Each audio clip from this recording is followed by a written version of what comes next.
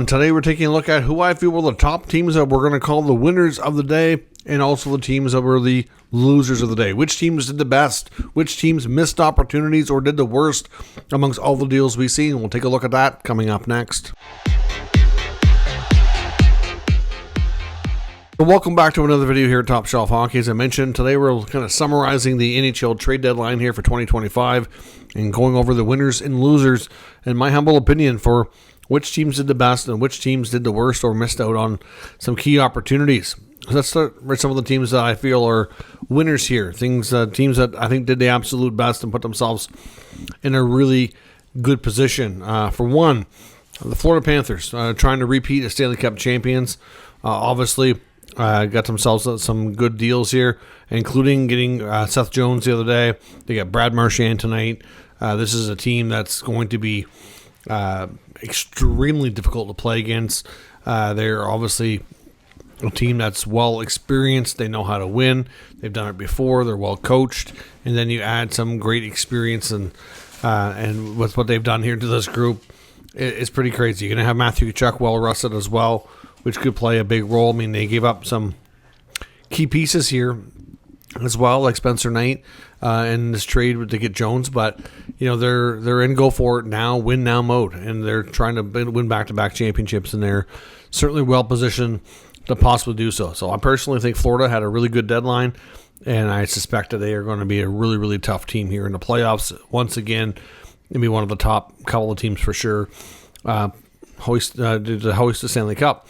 The Dallas Stars, they're absolutely knocked it out of the park here. Dallas had a terrific trade deadline, arguably the biggest deal of the bunch here, getting Mikko Rantanen, and not only getting him, but extending him on an 8-year contract. Hopefully that contract works out, but if they get a version of Rantanen like we saw in Colorado, then that's going to be a home run for them. They gave up a lot to get him, including a top young player in Logan Stankoven and a lot of draft picks. They don't care too much about draft picks right now. They want to win a Stanley Cup. They haven't done that in a while, and they're certainly a team that's pretty deep. They're already one of the better teams in the Western Conference, and now they've got Rantanen on top of that. So they are going to be an extremely tough team here. So the Dallas Stars, to me, had a fantastic deadline for sure. The Toronto Maple Leafs, I'll give them a really good grade as well. They didn't. They kind of surprised me when they got Scott Laughton out of Philadelphia. I was like, okay, that to me, it's a good move, but it didn't really really knock it out. But Brandon Carlo, that was a terrific addition from division rival Boston. They had to give up a pretty price to do so, giving up Fraser Minton, and obviously another high pick, but Brandon Carlo makes their blue line a lot bigger and a lot better and a lot stronger. He's a big, strong right shot defenseman who can, pretty good at both ends of the ice. So to me, their blue line got a lot better. I mean, no surprise with Brad Treliving. He always focuses on the back end, and certainly, size is something that he's fond of. And Carlo brings that along with some good playoff battles. He's battle tested in the playoffs. I mean, he has had some injuries as well, which is going to be a concern. He's had a few concussions, so there is some risk from that perspective. But overall, I think the Leafs made their forward group better. They made their D-core better. They've already got pretty good goaltending, generally speaking. I think Stolarz and Wall have had a good season. Wasn't expecting any reinforcements in that regard. So to me, Toronto, again, had a really good deadline. The Avalanche, again, continue to be a strong team here. They really strengthened their position down the middle, trading Casey Middlestat, bringing in Brock Nelson and Charlie Coyle, and of course bringing in Eric Johnson as well. Just another familiar face for another tour of duty with the Avalanche as a veteran defenseman who's probably not going to see a ton of playing time, but he'll be there, great in the locker room, and obviously great on the bench when he does play. Like I said, their weakness was definitely in the center ice position, and they've more than made up for that with the Coyle and Nelson trades. They're now one of the deeper teams down the middle in that Western Conference, and will stand a great chance here to me at winning the West. It's not going to be easy. They're certainly going to have some tough matchups, especially if they end up having to play Dallas in the first round, which is a real possibility. We could see them not only have to play a tough Dallas team, but now a tough Dallas team with their former teammate in Mikko Rantanen. That's going to be an extremely interesting potential series if it happens. In the Avalanche, like I said, they got a lot better, but it's quite the arms race in the Western Conference for sure. Overall, I'm going to say amongst the teams that are fighting for wildcard spots in the East, not a lot of them I'll call winners, but I will say the Sens did a good job. Like I said in other videos, the Cousins for Norris trade, I think, had a lot of Sens fans feeling emotional. Josh Norris is a very likable player, not only for his success on the ice, but just his whole demeanor, his personality. Like, he's been there a long time. Obviously, was drafted by the Sharks, but came over in the Erik Karlsson trade before he was ever out of college. Has only ever known playing in Ottawa, and came through the AHL system and into the NHL, and he's had some great successes. Now, the injuries and the health toll has taken its time on him to obviously had its moments. He's missed a lot of time in the last couple of years. So from Buffalo's perspective, there's some risk there, which is the Sens, I think, absolutely love the player. I think they were just really nervous about his health. And they had a chance to get out of that contract and get a guy like Dylan Cousins who comes in. He's bigger. He's a couple of years younger. And his contract comes in with a little bit less money as well. So they save money, which wasn't the priority, but it's a nice added bonus. Like I said, and they get a guy who's motivated to bounce back from his down season in Buffalo and to show what he's capable of. They also picked up Fabian Zetterlund, who, like I said, might be one of the more underrated moves of the day. Obviously, Zetterlund, to me, comes in with a lot of speed, has a great shot. Was an underappreciated player in New Jersey. As they started getting better and deeper, they ran out of a spot for him to be able to play in the proper spots. Ended up going to the Sharks, had some more success there. Word out of San Jose was that they were having a tough time agreeing on a contract extension. He's a pending RFA, and while his agent Claude Lemieux indicated that they had multiple conversations on different occasions and were unable to come to terms. So he said wasn't sure if that was part of the reason they traded him, but some think it could have been. I think he has potential to be a top 6 in Ottawa, even if he's a top 9. He can bring the speed and the shot and the offense of game that they need. They will miss Norris, no doubt, but at the same time, I think overall they're a lot better team today than they were when the day started. They're bigger, stronger down the middle, and they've got some more speed on the wings. And both these players have much better 5-on-5 metrics. As much as Josh Norris was a great player, and everybody in Ottawa, he was a well-loved and respected player, great teammate. And like I said, that's why it was such an emotional time for the fan base. But if you look at it, 5-on-5, his numbers this year and even beyond, not great. Not great. He kind of became a power play merchant there for a while, and for some reason, after the shoulder injury again, he hasn't been quite the same on the one-timer from his office on the face-off circle. So I'm not sure what that all kind of means. There's probably more behind the scenes that we don't know, but all in all, at the end of the day, the Sens are a better, deeper team.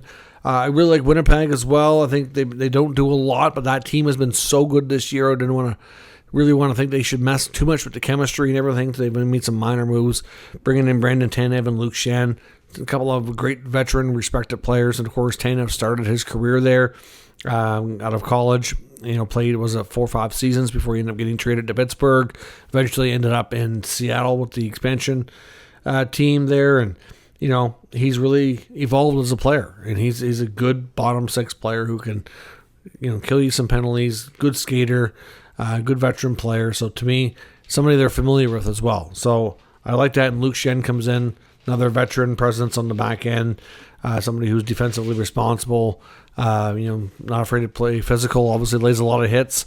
We know that, and will just make their decor that much tougher to play against.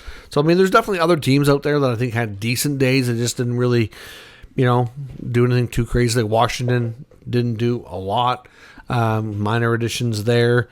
Looking at some other teams, Tampa also had a pretty good run, but most of their business was done before today, before the deadline. But Tampa also became one of the better teams here as well, bringing back Yanni Gourde and Oliver Bjorkstrand. They definitely had a good enough deadline time to refer to them as being winners for sure. The Eastern Conference at the top just got a lot more interesting, to say the least. Now, on the loser side, who did the worst? Who missed opportunities here? And right top line list is Carolina. Carolina fumbled that in a situation horribly. They gave up Marty Necas, Jack Drury, bringing Ranton in. Everything's, oh, wow, Carolina gets that top guy and they can't sign him. And then they have to move them, and then they move them, and they get Stan Cohen and all these picks for futures, and they didn't do anything with that to bring in anybody else. They get weaker today. The whole goal of the trade deadline is to become, to reward your team and get better and stronger for the playoffs. And they didn't do that. If anything, Carolina is weaker today than they were yesterday. And the whole trying to bring in a star player and extend him on a long-term big money contract completely blew up in their face. It looked silly, in my opinion. They need to revisit this in the offseason. They had Jake Gensel last year, and then he didn't stay. They need to figure that out. And just a bad fumble from a rookie GM, in my opinion. The Islanders are also a team I'm labeling on the loser side. They get a pretty good haul for Brock Nelson. I'll give them that. I thought Lou Lamoriello might not do much of anything, but as much as that Nelson deal was good, Palmieri is supposed to be re-signing. They didn't move Pajot. They had missed opportunities to move other players and to get this team in more of a retool, and they didn't do it. I'm not sure why they're so fascinated with some of these players. This team needs to change. Brock Nelson, the only reason Nelson got traded is because he wouldn't agree to the new contract that they tried to sign him, because they tried to keep him too. It's absolutely nuts. So the Islanders, to me, did not have a good day. Montreal, I'm going to say, didn't have a good day. They really didn't do much of anything. They re-signed Jake Evans, which is fine. I don't mind that contract.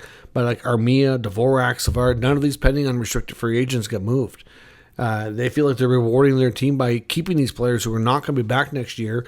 And this team in Montreal is not even in a playoff spot. I mean, could they get in? Sure. They're right there. They're only I don't have the standings in front of me. I think they're 2 points out or something like that. But there's a bunch of teams. You might not be that far out, but you've got a battle there for about 2 spots with about 5 teams. It's not going to be easy to get in. And you really didn't do anything to make the team better, and you missed out on some opportunities, in my opinion. I mean, at the end of the day, they've accumulated a lot of picks, a lot of prospects.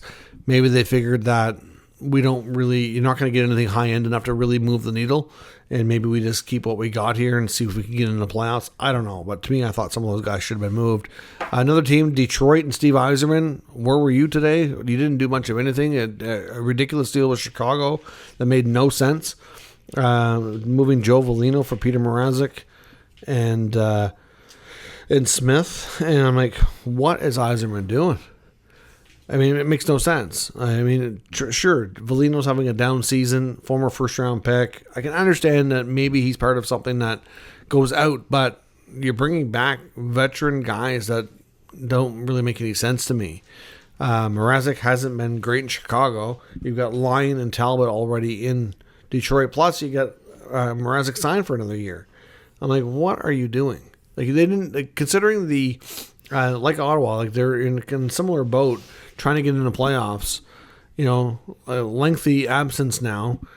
They're right there. You think they'd want to give them a little nudge over the top to try to get in, and this is all they do. I understand the prices were high, but I don't know. It didn't do much of anything, especially after putting Fisher on waivers yesterday, losing him, or 2 days ago. And you get a little extra space there, but this to me wasn't the move. I don't get it. I'm technically going to call Columbus in this category a loser as well, but really Columbus has had a great season. I understand Don Waddell's reluctance to do much more. They got Luke Kunin. I just thought maybe, considering the season that they've had, that they might do something more, but really, I think they probably deserve to be more in the middle, kind of like a, so grade to me. Like, they didn't do anything crazy, but they didn't really give up some of the crazy asking prices. I thought LA was going to do something bigger as well, trying to get over that hump and be a playoff winner for a change instead of a playoff first-round loser. So I didn't really like that LA didn't do a whole lot. Vancouver was ultimately very quiet as well. They decided not to move Brock Besser. They thought the deals weren't good enough. Okay, I get that, but are you bringing Besser back? What's their contract look like? I don't know. To me, I'm a little surprised that we saw the Canucks be so quiet. I thought that this team had an opportunity to kind of give themselves a shot in the arm to make sure they get into the playoffs, and maybe they could recreate what happened last year and maybe win a round or two. But nope. It's going to be tough in the Western Conference. And some of these teams, too, that are fighting for wildcard spots might be looking at some of these top teams that loaded up today going, geez, we can't compete with that. That's crazy, right? So it might deter them when the prices are high, and you don't want to pay that just to lose anyway, right? So it's tough for sure. And there's a bunch of teams here that I could say had okay days, didn't really win or lose per se. But these are the teams, in my opinion, that were the most extreme one under the other. But of course, let me know what you think as well down in the comments. If a team that I didn't mention you thought did exceptionally well or not so well, bring it up in the comments so we can talk about it further. And we'll see what everybody thinks. So let me know, and we'll talk further. If you're new to the channel, make sure you subscribe and stick around. We'll keep you up to date with all the news, rumors, and analysis of all 32 NHL teams. Thanks for watching. I'll catch you next time.